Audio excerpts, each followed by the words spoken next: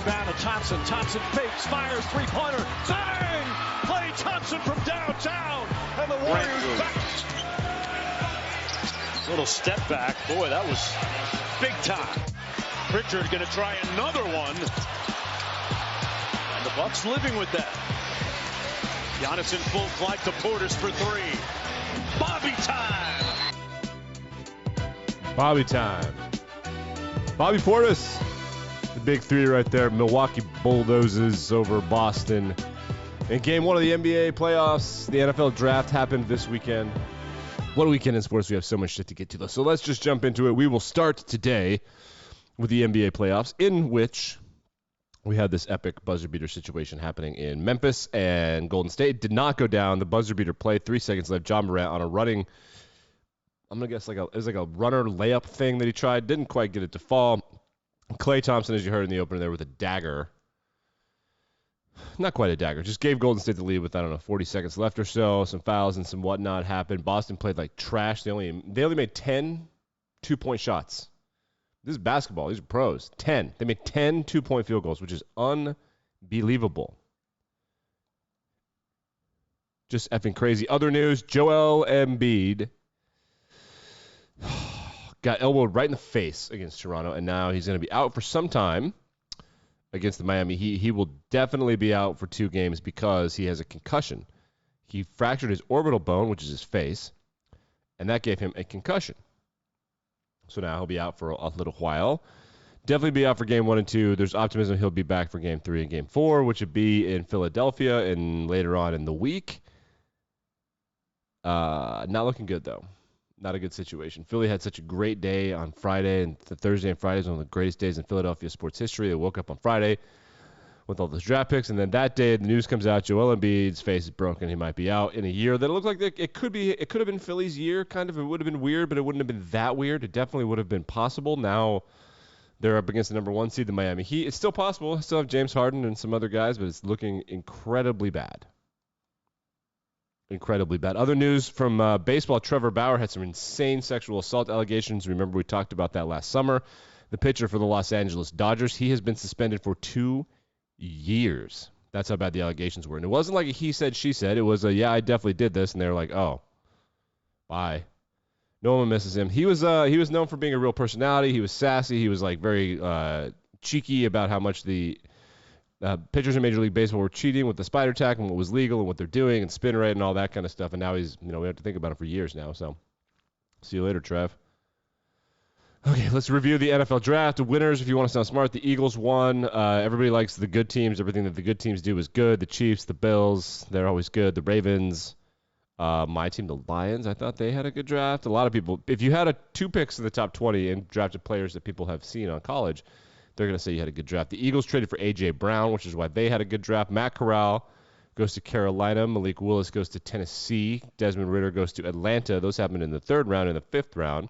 Sam Howell goes to Washington, and Carson Strong was not drafted, but he did sign an enormous contract for the Philadelphia Eagles, fully guaranteed as an undrafted free agent, $320,000 due at signing. The Detroit Lions drafted from Jackson State some kid in the 5th or 6th round. I'm not 100%. James Houston is his name.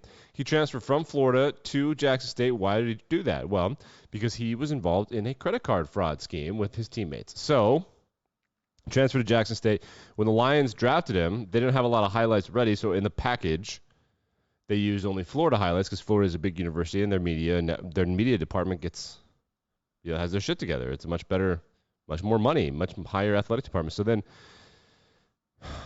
Deion Sanders Jr. posted his dad's comments and said, "You serious at Detroit Lions NFL? You post James Houston's University of Florida highlights instead of his at Jackson State? With all the trials we go through at HBCUs, you can't at least give us credit and recognition we deserve. Don't punish HBCUs nor our players over a quote that my dad said over 20-something years ago." No one knows what the quote is. Deion is on a beeline to has-been territory. No one cares, man. But they don't have the media department, which is what Detroit explained that in the press conference. And by the way, their general manager is a graduate and former football player at an HBCU, which is historically black college or university. No one cares. Have a better media department, dude. Instead of congratulating that HBCU got someone drafted. The Detroit Lions are still mad about something my dad. No one gives a fuck about what your dad said, dude. No one knows what your dad said. Unless your dad was President Bill Clinton. I did not have sexual relations with that woman. No one cares. At all. In any way. At all. The biggest story by far of the NFL draft was someone named Ed Marinaro. And Ed Marinaro, if you didn't see this, I don't know who the fuck this guy is. This guy is an actor and he used to play for the Vikings. And he talked on the stage for 90 seconds before announcing the pick. It was awful. Here we go. Purple sport coat is not easy. Yeah. Here he is talking. And I hope you appreciate it. Okay. More talking. I know what you're thinking. I look pretty good for my age. But my little apartment in Ithaca, New York, Green Bay. Just talk. Look at all the talking.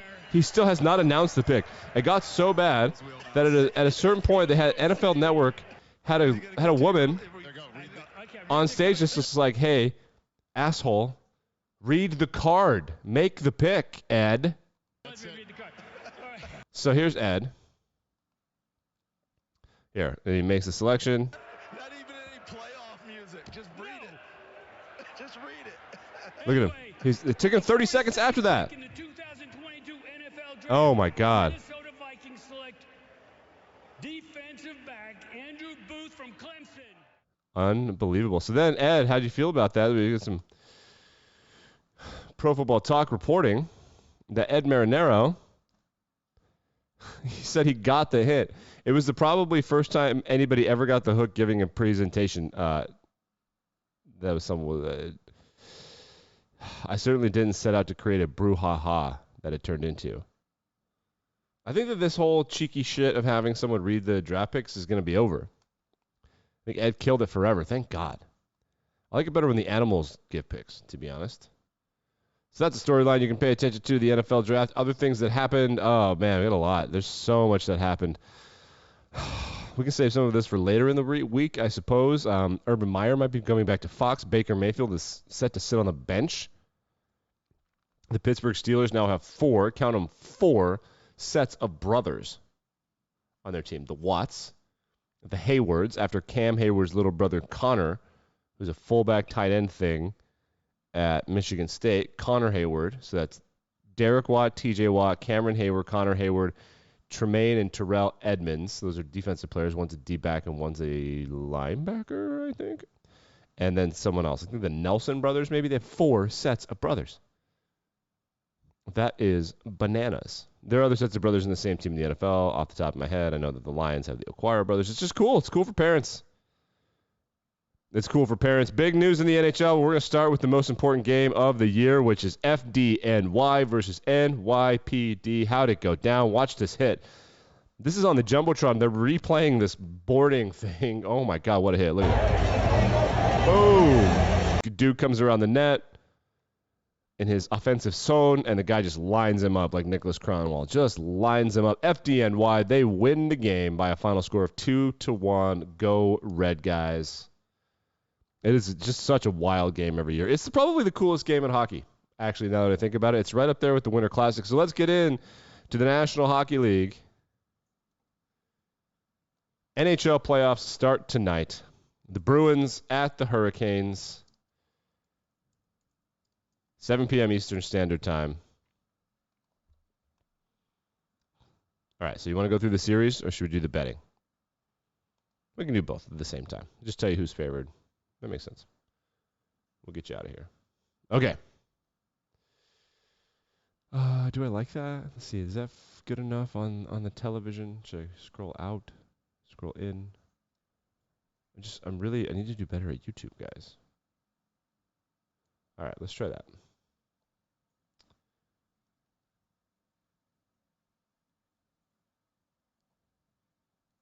Okay, now we're good to go. Great podcast content. I really don't care. You guys can sit along with me. That was way more entertaining, that 4 seconds of silence and listening to me do math. So, Celtics at Hurricanes. The Bruins there's no overall seeding in hockey the way that there is in other sports. The seeding in hockey works like there are 2 different kind of brackets, and then there are overall seeds versus wild cards. It's a mess. So tonight, There are 4 games: Bruins, Hurricanes, Lightning, Maple Leafs, Blues, Wild, Kings, Oilers. Okay? I want to see who is going to, what do we like in the NHL for who's going to win the Stanley Cup. Let's take a look at the Stanley Cup odds. So the favorite to win the Stanley Cup, and we've been talking about it all year, bet on the South. Florida, Carolina, and Tampa are some of the big favorites. If you can see right there, Colorado is the heaviest favorite. The team that's favored almost never wins. The Panthers are good, but their best player has some injury problems. Calgary, that's a betting favorite. That's Canada driving up the price. Don't buy it. Carolina is plus 1,000, and Toronto's plus 1,000. I might have to text my bookie to put some money on the Leafs. I think the Leafs are going to win it. The Lightning plus 1,100 is really interesting because they're the two-time defending Stanley Cup champions. They have some of the best players in the world. They're well coached. They're the best goalie in the world. They're bananas, the team that they think isn't going to win it. Washington, L.A., Nashville, Dallas, these are teams that kind of eked in. Pittsburgh is an interesting bet, too, because they still have Sidney Crosby, and I don't know if you've heard of him. He's pretty good. The Rangers are not going to win it. Don't bet on them. The Blues are not going to win it. Don't bet on them. The Bruins might win it. That'll piss everybody off. They're going to get really close. They are definitely going to get really close. Yeah, I like that a lot. All right, so let's go through storylines to watch. For the most part, the biggest storyline are the Colorado Avalanche going to shit down their leg because they've been the best team in the NHL for about 4 years now, maybe 3. That's a little exaggerating, but they've got some of the best players. They're well coached. They're super deep. They are what they call in the business a wagon. They're a wagon, and they should skate through this first round against the Predators, but they've been screwing up. In the playoffs, they just don't have it, and they have all the experience. The problem is that it's better to overachieve when you're in the middle and kind of make a deeper run than to be the best team in the regular season for multiple years in a row and then not be able to do it. Remember that Tampa was the best regular season hockey team of all time statistically 2 or 3 years ago, 2019, pre-pandemic, and they got swept in the first round by the 8 seed.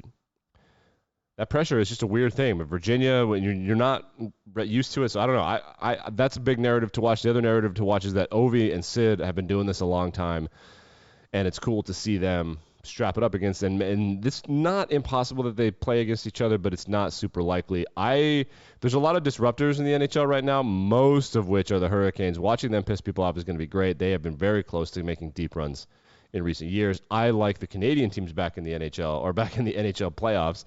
There are 3 Canadian teams in the playoffs right now, 2 of which have a very good chance to win the Stanley Cup. Those are the Flames and the Leafs. The Oilers are going to be good.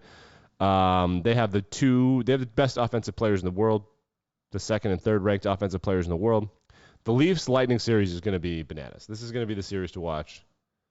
This big, beautiful blue jerseys and white jerseys, great fan bases, great home ice advantages. Tampa, Florida, Toronto, Canada. I guess it's Ontario. I like the Leafs, though. I think the Leafs are going to do it. And normally I would never do that. I always laugh at Canadian teams thinking they're going to win the Stanley Cup. But Georgia is way more cursed at multiple sports than Canada is at hockey. And they won 2 things this year. So I kind of think this is the year of weird things happening. I like the Leafs. NBA games tonight, the Philadelphia 76ers and the Miami Heat. I believe that game's tonight, right? You didn't make sure. Yeah. Sixers at Heat, 7:30 p.m. Eastern Standard Time. Mavericks at Suns. That series is a formality. Without Embiid, Sixers Heat is going to be tough to watch and care about. I'll be honest. You're going to watch that with like some faint interest. If Philly steals one in Miami and is able to prolong the series, it could get interesting. With Mavs and Suns, how do I put this politely? I don't think the Suns need to rush Booker back. They're just so much better. Even without him, they're fine.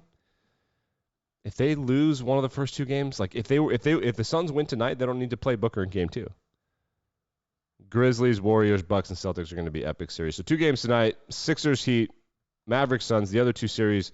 The NHL is a full round behind the NBA.